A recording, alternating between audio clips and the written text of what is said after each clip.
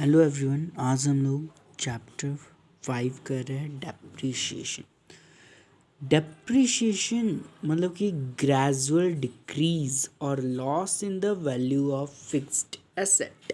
मतलब कि fixed asset का वैल्यू घट जाना, कम हो जाना due to wear and tear, obsolescence, affliction of time or permanent fall in the market value। मतलब कि ये वियर एंड टीयर से हो सकता है, ऑब्सोलेशन से हो सकता है, एफ्लक्शन ऑफ टाइम और permanent fall in the value, value ठीक है, मार्केट वैल्यू में फॉल आ जाना, ये सबसे वो ऑकर हो जाता है। तो फिक्स्ड एसेट्स का मतलब कि वैल्यू कम हो जाना, such as plant and machinery, furniture, fixed asset है ये सब ना। फर्नीचर एंड फिक्सचर्स, बिल्डिंग्स भी आता है इसमें। हैव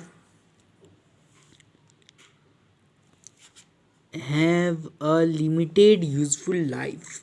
मतलब कि इसका लिमिटेड यूजफुल लाइफ होता है, इसका लिमिट होता है कि इतना ईयर्स तक ये काम करेगा, उसके बाद वो काम नहीं करेगा। They are expected to provide service to the entity over a limited number of years.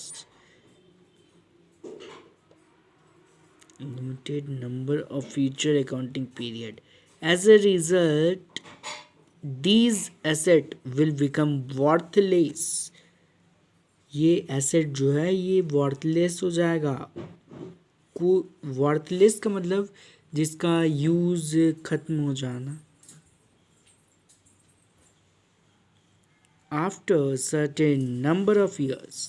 Hence, the depreciation implies allocating the cost of a tangible, fixed or long-term assets or over its useful life. It is on expense। मतलब जो depreciation होता है वो एक expense होता है। depreciation एक expense होता है, खर्च होता है, and so it is charge to profit and loss account. इसीलिए हम लोग उसको प्रॉफिट एंड लॉस अकाउंट में चार्ज करते हैं। According to AS10, that is American standard 10, property plant and equipments, property, plant and equipments are tangible assets। मतलब कि ये tangible asset होता है that are expected to be used during more than one accounting period। मतलब कि expect किया जाता है कि वो more than one accounting period तक यूज़ होगा, उसका मतलब कि यूज़ होगा। And number two is are held by an enterprise for use and not for the purpose of sale in the ordinary course of business। Useful life is either the period over which an asset is expected to be used by the entity or the number of production or similar units expected to obtain the use of asset by an entity। Depreciable amount of a depreciable asset, मतलब कि जो depreciable amount होता है depreciable asset का वो historical cost होता है less than residual value. Historical cost is the amount of a cash or equivalents paid to acquire an asset. It includes installation and commissioning as well as for additions to or improvement thereof. Cost of asset is equal to cost of acquisition plus freight plus repair and printing in case of second hand assets plus installation charges। Cost क्या होता है? Cost amount of cash or cash and equivalents होता है जो कि paid for or the fair value or the other consideration given to acquire on asset at the time of acquisition or construction। Carrying cost. It is the amount at which an asset is recognized after deducting any accumulated depreciation and accumulated losses. About your depreciation, depletion, and amortization.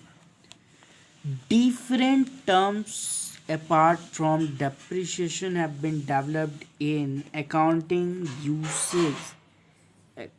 uses which denote the loss in value of a particular asset.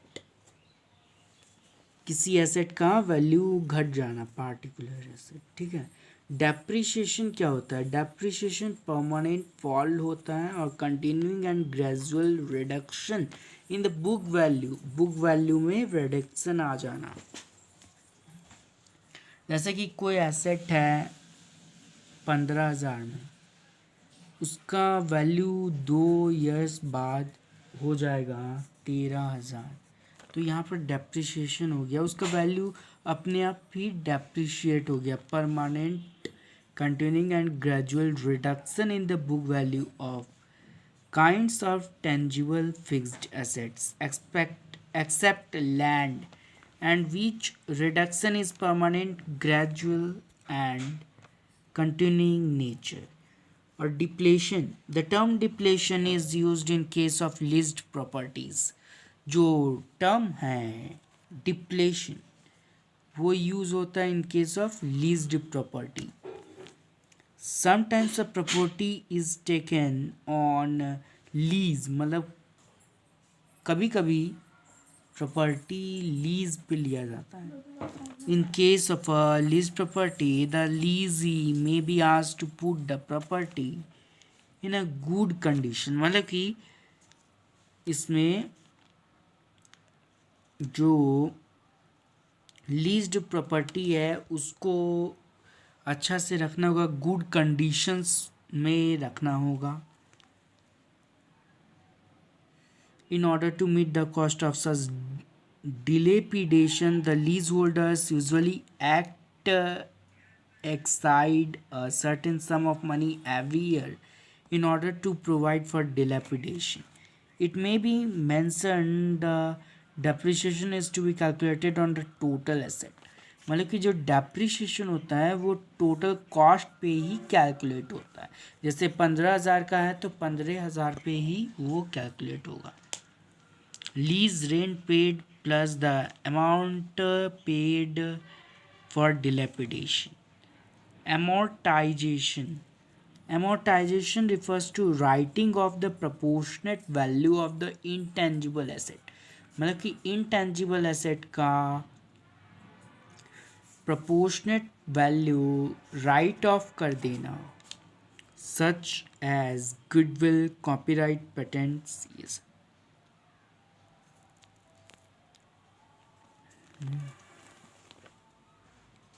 Characteristics or features of depreciation. Depreciation denote a gradual, permanent, and continuous fall in the value of fixed asset, except land. Depreciation is not a process of valuation of asset. मतलब कि depreciation जो होता है वो valuation of asset का process नहीं है, but process of spreading or allocating the cost of an asset over its useful working life. Depreciation charge against profit होता है, that is revenue earned.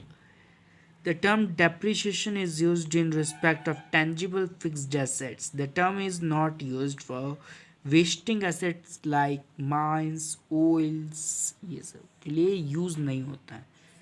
Causes of depreciation or reasons for charging depreciation: wear and tear, passage या effluxion of time, obsolescence, depletion, fall in value, accidents.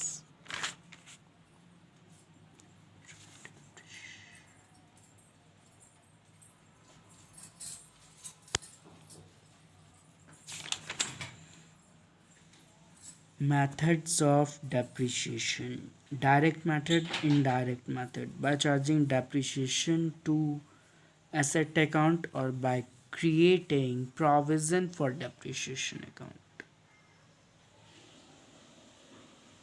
ये points to remember है, important होगा, ठीक है।